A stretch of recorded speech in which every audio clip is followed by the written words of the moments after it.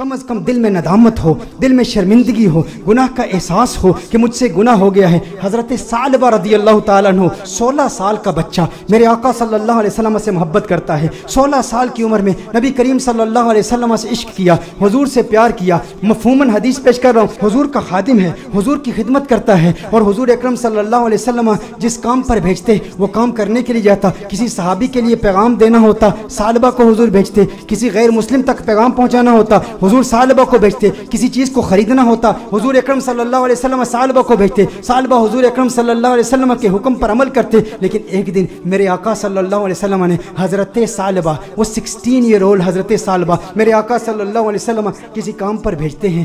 آدھے دن کا کام تھا لیکن بہت وقت ہو گیا، ثعلبہ واپس نہیں آئے۔ ثعلبہ کہاں گئے؟ جب واپس آ رہے تھے تو دیکھا کہ ایک حمام ہے، اس حمام میں ایک عورت نہا رہی ہے، ایک پردہ لٹکا ہوا ہے، ہوا کا تیز جھونکا آتا ہے، پردہ اٹھتا ہے، ان کی نظر اس عورت پر پڑ جاتی ہے۔ ان کے دل میں کچھ رغبت ہوئی، کچھ میلان ہوا، دل میں خیال آیا، ہے ثعلبہ دوسری نظر تو حرام ہے، لیکن آج تو نے کیا کیا؟ آج تو نے اس عورت کو دیکھ لیا، یہ عورت نہا رہی تھی، تو نے اس حالت میں دیکھ لیا، تیرا دعویٰ یہ ہے کہ تو حضور اکرم صلی اللہ علیہ وسلم کا غلام ہے۔ اتنی کم عمری میں اللہ جل وعلا نے تجھے اتنا بڑا مقام دیا، اتنی بلندی دی، دنیا تجھے خادم مصطفیٰ کہتی ہے، دنیا تجھے حضور اکرم صلی اللہ علیہ وسلم کا صحابی کہتی ہے، حضور کا خدمت گزار ہو کے اس عورت کو تو نے دیکھا۔ ثعلبہ پر رقت طاری ہو گئی، اس قدر روئے، چہرہ آنسوؤں سے بھیگ گیا۔ ثعلبہ روتے ہوئے اپنے آپ سے یہ کہتے ہیں، ہو نہ ہو میرے آقا صلی اللہ علیہ وسلم پر یہ وحی نازل ہو چکی ہوگی، اللہ نے کلام کیا ہوگا کہ ثعلبہ منافق ہو گیا ہے، حضور اکرم صلی اللہ علیہ وسلم کی خدمت میں رہنے والا،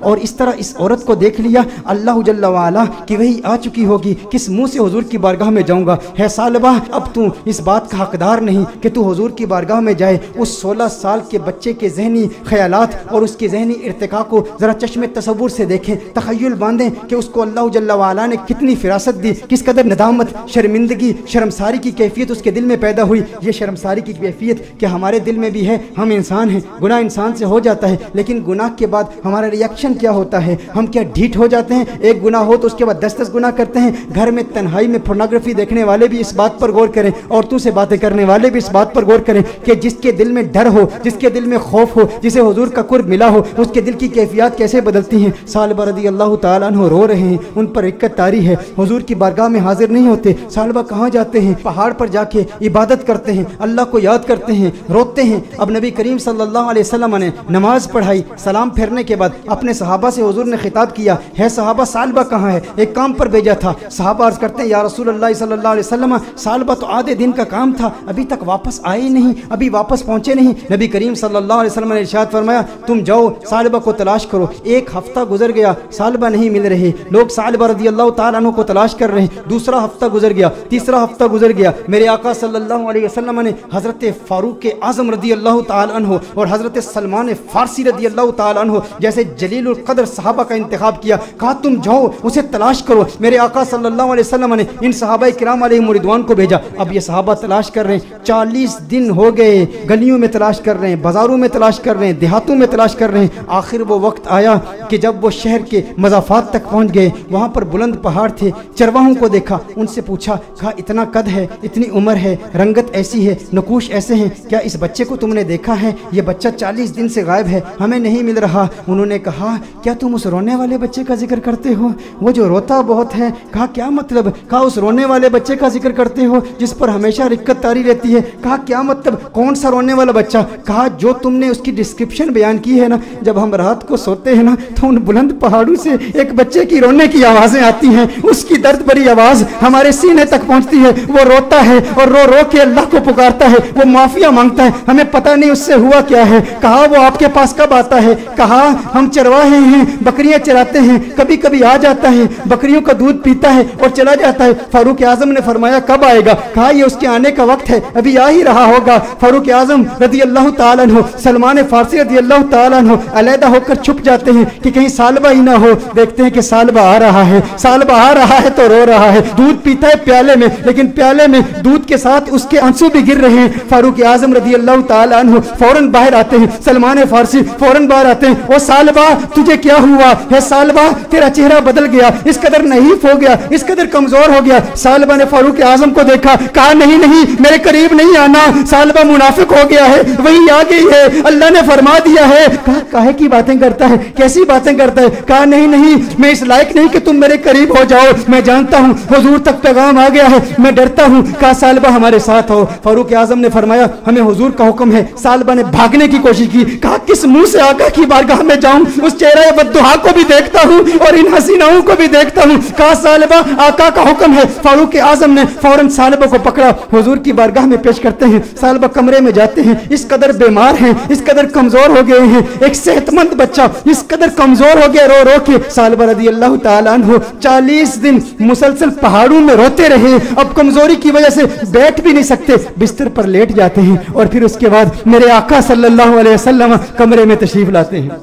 नबी करीम सल्लल्लाहु अलैहि वसल्लम जब कमरे में तशरीफ लाते हैं, वो करीम आका हैं, उनकी शान करीमी के क्या कहने, उनकी अजमतों के क्या कहने। शहीद सालबा को देखते हैं तो मेरे आका सल्लल्लाहु अलैहि वसल्लम बिस्तर के करीब तशरीफ लाते हैं, उसके सर को उठाते हैं, अपनी गोद में रखते हैं। अरे क्या किस्मत है उस सहाबी की। मैं कहता हूँ दोस्तों गुनाह हो जाए, लेकिन गुनाह के बाद भी शर्मिंदगी भी ऐसी हो, गुनाह हो जाए फिर गुनाह के बाद नदामत भी ऐसी हो, गुनाह हो जाए लेकिन गुनाह के बाद अपने नफ्स को सजा का सिलसिला भी ऐसा हो, और फिर जब अल्लाह तौबा कबूल करता है ना तो फिर किस्मत उरूज पे होती है, फिर उसके मुकद्दर यूं झांकते हैं, अल्लाह ऐसा करम फरमाता है कि उसे फिर आका की गोद नसीब होती है। मेरे आका इरशाद फरमाते हैं सालबा आंखें खोलो। सालबा आंखें खोलते हैं, कहते हैं या रसूल अल्लाह, आका मैं गुनहगार, मैं सियाकार, आका मुझे आपकी गोद मिली, मैं इसके इस काबिल कहां, आका मुझे पता है वही आ गई है, मुझे पता है आयत आ गई है, आपको बता दिया गया है कि सालबा मुनाफिक हो गया। या रसूल अल्लाह सल्लल्लाहु अलैहि वसल्लम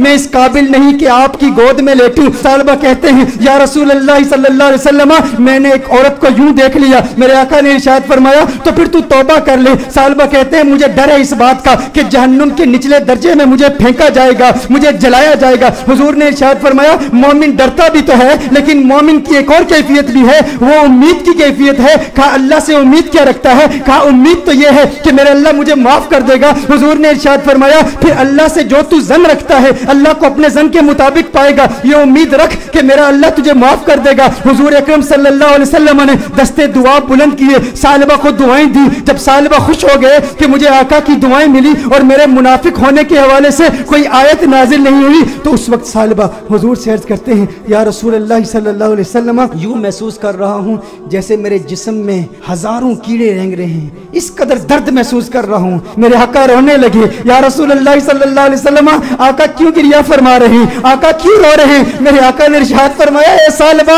तेरी मौत का वक्त आ गया है, मलकुल मौत आ रहे हैं, तेरे जाने का वक्त आ गया है। सालबा ने देखा अरे मुकद्दर वाला है वो जिसकी मौत आका की गोद में हो, काश यूं मौत आए मेरे हम नशी नजाका और हो जाए मंजर हसी, काश यूं मौत आए मेरे हम नशी नजाका और हो जाए मंजर हसी, वो उधर अपनी जुल्फे सवारा करे और इधर दम हमारा निकलता रहे। अरे कैसा किस्मत वाला है, आका की गोद में सालबा की मौत वाक़ हो गई, सालबा की रूह कफ़स उनसरी से परवाज कर गई। मेरे दोस्तों यही पैगाम है, अगर चाहते हो आका का करम मिले तो आज मिलाद की महफिल का ये पैगाम ले जाओ कि गम का एक सबब गुनाह भी है, अगर तुम गुनाहों से तौबा करोगे डिप्रेशन खत्म हो जाएगी, हुजूर का प्यार मिलेगा, हुजूर की मोहब्बत मिलेगी, हुजूर का इश्क मिलेगा। वालिदैन को वक्त दो, अपने बच्चों को वक्त दो, नमाजों में इस्तिकामत हासिल करो, गुनाह जो किए उनसे तौबा करो, जो नमाजें कज़ा की हैं, जो रोजे कज़ा किए हैं उनकी कज़ा उमरी करो, हुस्न अखलाक से पेश आओ, जो रिश्तेदार नाराज हैं सिला रहमी के जज्बे के साथ उनसे मुलाकात करो, वो पूछे क्या हो गया है, मेरे घर में आज क्यों आया है, कभी नहीं आया। कहा तुझे नहीं पता कल कंजुल हुदा में महफिल मिलाद हुई थी, आका का मिलाद हुआ है इसलिए आया हूँ। अरे जिससे मिल रहा है वैसे तो तेरे चेहरे पर 12 बजे होते हैं, आज मुस्कुरा क्यों रहा है, क्यों मुस्कुरा रहा हूँ? कल हुजूर की मिलाद की महफिल थी, मिलाद हुई है, मिलाद ने मुस्कुराना सिखा दिया, मिलाद ने जिंदगी गुजारना सिखा दिया, मिलाद ने गुनाह से तौबा करना सिखा दिया, मिलाद ने डिप्रेशन से बचना सिखा दिया। मेरे दोस्तों आओ आज दिल में ये पुख्ता इरादा करो, हम गुनाहों से बचेंगे। ایسے ہی اور بھی ویڈیوز دیکھنے کے لیے ہمارے یوٹیوب چینل کو ابھی سبسکرائب کریں اور ویڈیو کو لائک اور شیئر کریں۔